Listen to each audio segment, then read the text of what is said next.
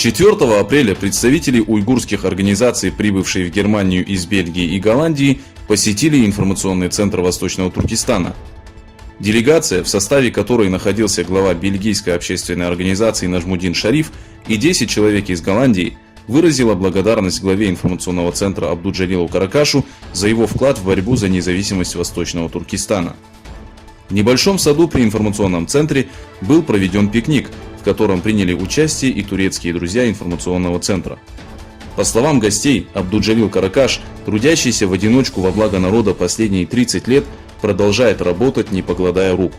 Ежедневно центр выпускает новости на 6 языках.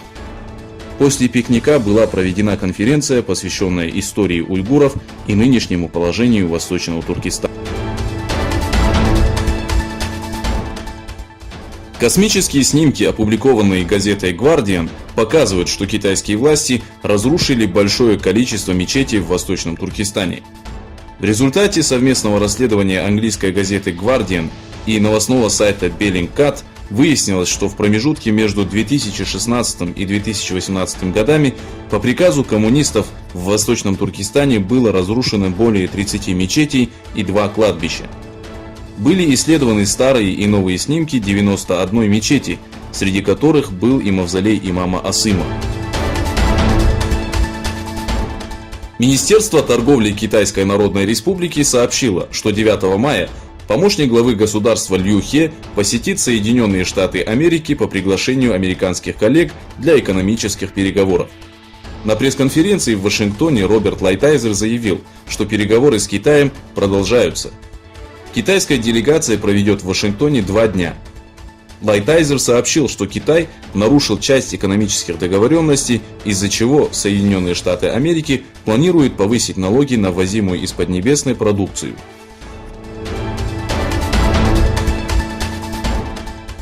Президент Ирака Адиль Абдуль-Мехди сообщил, что готовится подписать соглашение о поставках нефти на сумму $53 миллиарда с американской ExxonMobil и китайской PetroChina. Об этом Абдуль-Мехди заявил на пресс-конференции в Багдаде. По словам главы Ирака, данное соглашение будет подписано на 30 лет и принесет стране более $400 миллиардов.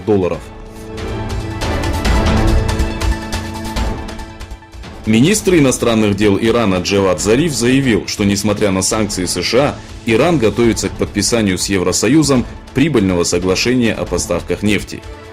В интервью российского информационного агентства РИА Новости Зариф затронул вопрос односторонних санкций Соединенных Штатов Америки. По словам министра, многие страны готовы к сотрудничеству с Ираном. Джавад Зариф подчеркнул, что американские санкции не помешают Ирану поставлять нефть в Европу и получать от этого огромную прибыль.